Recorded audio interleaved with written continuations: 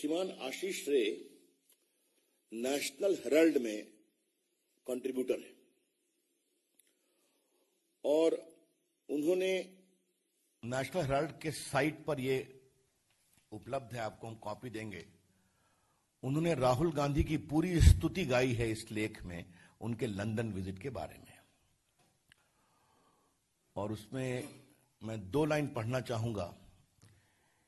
In course of 2 days, the 47-year-old Congress president partook in several engagements and pulled off a remarkably successful trip. He came as a pleasant surprise to most who heard him firsthand. और बाकी इसमें कितना स्तुतिगान है, इसकी heading दी है Rahul Gandhi's unscripted मन की बात इन लंदन। तो इसकी कॉपी हम आपको देंगे।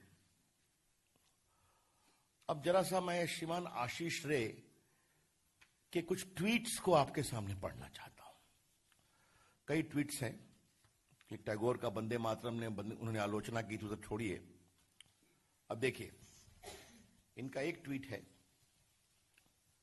जनवरी 11 का। Delighted that Rahul Gandhi met working class Indians in UAE, Narendra Modi the petty bourgeois never did this. ये इनका एक ट्वीट है, इसकी भी कॉपी आपको हम देंगे। इनका दूसरा ट्वीट है जनवरी 14 का। Boys and girls younger than my children are being accused of sedition by Narendra Modi. What draconian! Indian National Congress, please save India. INC, please save India. ये इनका दूसरा ट्वीट है, जो मैं भी पढ़ रहा हूं। कई ट्वीट है, बाकी उन्होंने सीतारामन को बहुत गाली बड़ी है।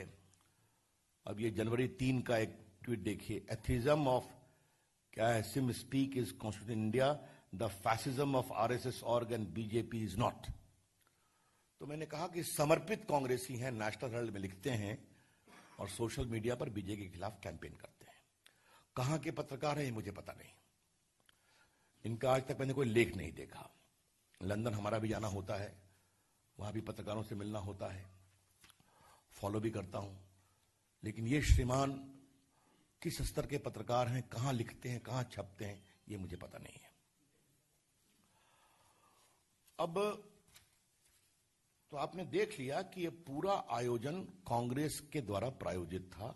वो लोग जो कांग्रेस के नजदीक हैं, वो लोग जो कांग्रेस के लिए प्रचार का काम करते हैं, और उसके मैंने आपको सबूत दे दिए। अब ये श्रीमान सैयद शुजा कहां से प्रकट हो गए भाई? मालूम हुआ कि बहुत बड़े हैकर हैं, आईटी एक्सपर्ट हैं। 4.5 साल से देश का मैं आईटी मंत्री तो हूं, आज तक मैंने तो नाम नहीं सुना इनका। और मैं देश दुनिया के आईटी एक्सपर्ट्स की थोड़ी खबर रखता हूं, क्योंकि मेरे काम का वो दायित्व है। तो ये श्रीमान कहां से प्रकट हो गए, ये मुझे समझ में नहीं आया। इनवाइट में कहा गया था, जो लंदन में उनका कार्यक्रम था, कि ये ईवीएम को हैक करते हुए दिखाएंगे, ठीक है।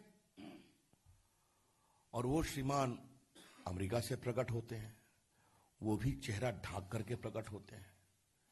तो ये कौन सा नाटक है, मुझे ये समझ में नहीं आया। वो कितना बड़ा बकवास कर रहे हैं विदेश की धरती से भारत के लोकतंत्र को बदनाम करने के लिए, इसके मैं आपको 3 उदाहरण देता हूं। उन्होंने किसका साया लिया? स्वर्गीय गोपीनाथ मुंडे का, जो अब स्वयं उपलब्ध नहीं है इसका जवाब देने के लिए। हमारे कई वरिष्ठ पत्रकार बैठे हैं, हम लोगों ने शपथ ली थी, उसके 1-2 महीने में उनका दुर्भाग्यपूर्ण निधन हुआ। दिल्ली में एक्सीडेंट हुआ था कार से।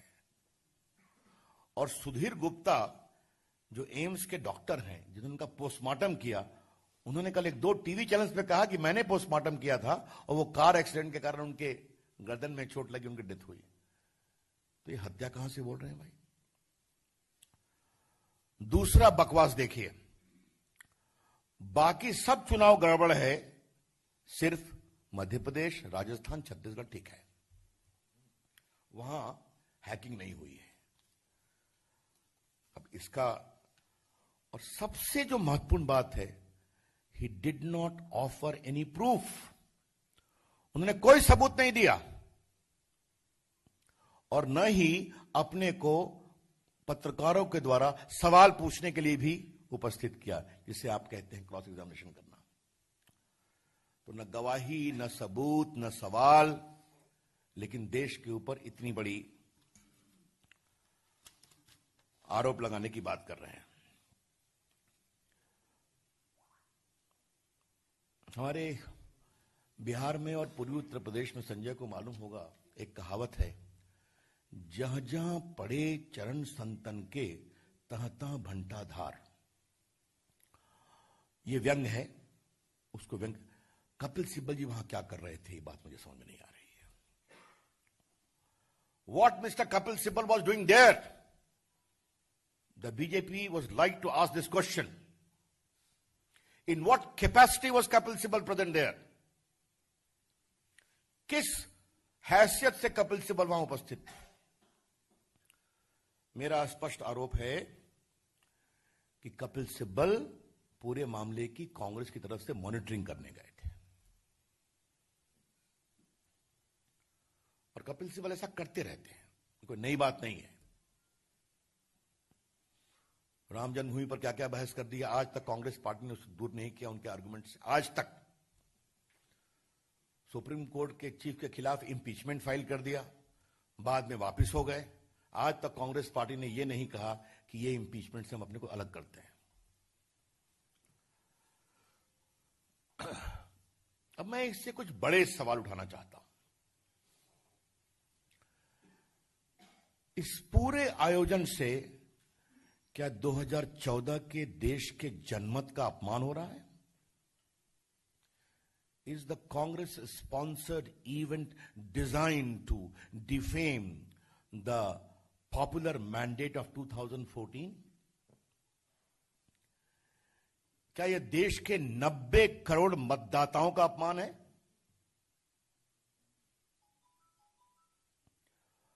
और कहा गया कि 14 में हैकिंग से मोदी जी जीते हैं. 2014 के चुनाव में आप याद करिए, यूपीए पावर में थी, हम नहीं थे. तो जैसा कि चुनाव आयोग ने कहा, ये पूरी कमेटी जो बनी थी 2010 में बनी थी, जो पूरा ईवीएम के टेक्नोलॉजिकल इश्यू को देखती है. मैं उस पर अलग से आऊंगा. तो जो हम सत्ता में थे नहीं, तो फिर भी हमारी इतनी हैसियत थी कि साहब हम हैकिंग कर सकते थे. ये कौन सा लॉजिक है? ईवीएम आज से नहीं, बहुत दिनों से काम कर रहा है. आपको भी मालूम है, अब लगभग 20 साल हो गए ईवीएम को काम करते. जहां तक मुझे याद है कि 96 के चुनाव के बाद से ईवीएम इन्वोग है. 10 साल यूपीए सत्ता में रही कांग्रेस की अगुवाई में, तो ईवीएम ठीक था. 2007 में मायावती जी यूपी में कस के जीती, तो ईवीएम ठीक था. 2012 में उसी ईवीएम से अखिलेश यादव जीते उत्तर प्रदेश में, तो ईवीएम ठीक था. ममता जी बंगाल में जीती, विधानसभा में 2 बार और लोकसभा में काफी जीती, तो ईवीएम ठीक था. लेकिन इस बार के चुनाव में उनको लगा कि वो हारेंगी लोकल बॉडीज में, जहां ईवीएम नहीं था. तो किस तरह से लोगों को वोट देने से रोका गया और बैलेट पेपर को स्टफ किया गया, ये आप लोगों ने टीवी पर दिखाया है कि काउंटिंग हॉल में भी वोटिंग हो रही थी. तो क्या ईवीएम हटा करके ममता जी उसी प्रकार की वोटिंग को लाना चाहती हैं क्या? ये सवाल है. और सुनिए, श्रीमान केजरीवाल जी जीते दिल्ली में, तो ईवीएम ठीक था. अमरिंदर सिंह जीते पंजाब में, तो ईवीएम ठीक था. एलडीएफ जीता केरला में, तो ईवीएम ठीक है. मैंने इतने उदाहरण दिए. लेकिन जब बीजेपी जीते तो ईवीएम खराब है. ये कौन सा लॉजिक है भाई? इससे बड़ा शर्मनाक, मतलब शर्मिंदगी से बड़ा कोई तर्क हो नहीं सकता है. Design to compromise the sanctity of India's electoral process. देखिए, आप एक बात और जानिए. बाकी चुनाव आयोग ने कल कहा है कि ये इलेक्ट्रॉनिक कॉर्पोरेशन ऑफ इंडिया बनाती है, फुल प्रूफ है. भारत के चुनाव आयोग और भारत के लोकतंत्र की दुनिया में चर्चा होती है. और आपको मालूम है, बहुत बड़ी संख्या में भारत के चीफ इलेक्शन कमिश्नर भारत के इलेक्शन कमिश्नर्स को दुनिया में बुलाया जाता है, क्योंकि मैं इसलिए कह सकता हूं कि एज ए लॉ मिनिस्टर इन चीजों की मुझे जानकारी रहती है। आज दुनिया भर में लोग भारत के डेमोक्रेटिक एक्सपेरिमेंट से सीखना चाहते हैं, और जो पार्टी भारत में 58 साल राज कर चुकी है वो उस संस्था पर इस तरह के बड़े ही शर्मनाक हमले करवा रही है।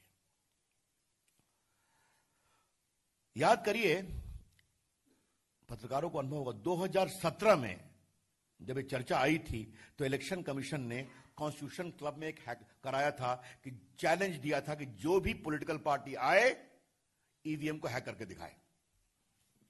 Just want to remind my journalist friends that in 2017 the election commission had organized an open challenge in the constitution club of Delhi for 3 days.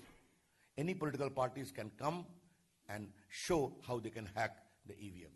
कोई नहीं गए, कांग्रेस पार्टी भी नहीं गई, मैंने सुना कम्युनिस्ट पार्टी गई और कुछ बोल के निकल गई, और ये सैयद सुजा महाशय भी नहीं दिखाई पड़े। अगर इतने बड़े हैकर हैं कि वो 10 साल से इसमें लगे हुए हैं तो 17 में आ जाते वो, तो भी नहीं दिखाई पड़े। हमारा स्पष्ट कहना है कि कांग्रेस पार्टी 2019 के चुनाव में हारने का बहाना अभी से ढूंढ रही है। It is BJP's very definitive charge that in view of the clear indications that the Congress party will lose, it is seeking an alibi from today itself.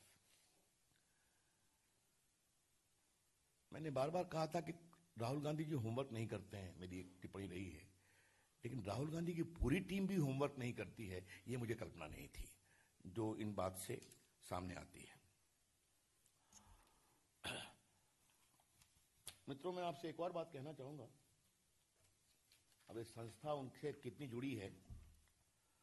22/11/2018 को सुप्रीम कोर्ट में एक केस फाइल हुआ था कि पूरी voting को ballot paper में revert किया जाए, और supreme it was parties name was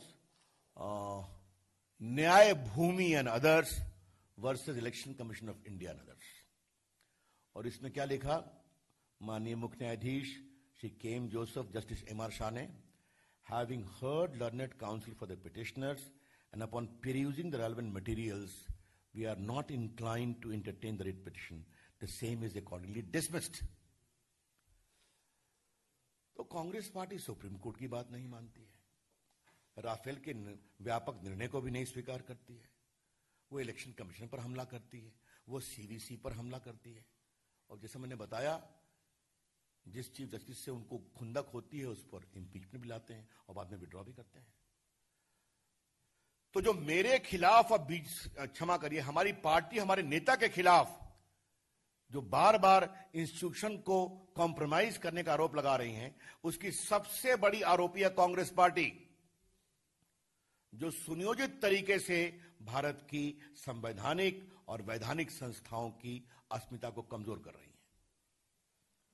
और ये बात मैं इसलिए कह रहा हूं कि supreme court is a constitutional body, election commission is a constitutional body, CVC is a legal body. तो जो हमारी बात नहीं माने या जो हमारे मन लायक काम नहीं करे, हमें जनता के मत से मतलब नहीं, उसके खिलाफ हम करेंगे। याद करिए, एक प्रकरण हुआ था कैम्ब्रिज एनालिटिका का, आपको याद है ना, डेटा के मिसयूज करने का। मेरे विभाग ने उनको नोटिस की थी कि भारत के चुनाव को हम डेटा के अब्यूज से प्रभावित नहीं होने देंगे। आपको मालूम है, फेसबुक ने माफी मांगी थी, कई करेक्शंस किए थे, कहा कि हम कोऑपरेट करेंगे। इन्होंने एक जवाब दिया और बाद में ठंडे हो गए। हमने इस मामले को सीबीआई में भेज दिया है, कैम्ब्रिज एनालिटिका, कि पूरे मामले की जांच की जाए, और बाद में हमने सुना कि वो संस्था भी बंद हो गई है। क्या कल की घटना कैम्ब्रिज एनालिटिका नंबर 2 है? ये हम लोग जानना चाहते हैं। तो राहुल गांधी ईमानदारी से बताएं, और इस तरह के कितने खुराफात आपके द्वारा होने वाले हैं, देश को जानने का अधिकार है कि आप अपने चुनाव में होने वाली प्रामाणिक हार को कितने बहानों से बचाने की कोशिश करने वाले हैं. Mister Rahul Gandhi and the Congress party, the country is entitled to know, in view of your definitive loss in the coming elections of 2019, how many more alibis you are going to offer. मित्रों, आज हमारे अध्यक्ष जी का इस पर अब मेरी टिप्पणी कंप्लीट हुई. आपके सवालों का उत्तर दूंगा. एक विषय और गंभीर है. आज हमारे अध्यक्ष जी की रैली है मालदा में. कल मैंने और मित्रवर पीयूष गोयल जी ने चर्चा की थी उनके हेलीकॉप्टर को कैसे नहीं लैंड करने दिया गया था. और आज हमें जानकारी मिली है कि हमारे कार्यकर्ताओं को, समर्थकों को आने में कठिनाई पैदा की जा रही है. बस को काफी पहले रोक दिया जा रहा है. सभी लोग को उतारा जा रहा है. गांव में आने से रोका जा रहा है. ममता जी इतना क्यों घबराई हैं भाई? ममता जी तो फाइटर है ना. तो लोग कहती हैं कि मैंने सीपीएम से फाइट किया. तो ममता जी, आपने सीपीएम से फाइट किया तो बीजेपी से फाइट करने में डरती क्यों है? खुलेआम लड़िए ना. लड़िए खुलेआम. तो जनता होगा तय करिए. तो कभी परमिशन नहीं देंगे, कभी यात्रा नहीं निकालने देंगे, हेलीकॉप्टर लैंड नहीं करने देंगे. तो आज मैं ममता जी को एक बात कहना चाहता हूं बहुत विनम्रता से. हम लोगों ने इमरजेंसी के खिलाफ लड़ा था. अंडरग्राउंड में काफी एक्टिव थे. जब भी जेपी या हम लोग की रैली होती थी तो कांग्रेस पार्टी यही करती थी. नाव बंद करा दो कि नाव से लोग नहीं आए, बस को रोक लो, बैरिकेड लगा दो. तो 77 में क्या हुआ? ममता जी, आप भी कांग्रेस में थी, उसमें मालूम है. ऐसा मत करिए. बंगाल में बदलाव की हवा चल रही है. उस हवा को सरकारी तंत्र से मत रोकिए, वरना बंगाल के गौरवशाली लोग और गुस्से में आएंगे आपके खिलाफ. That's all from me, friends. I'm open to questions now.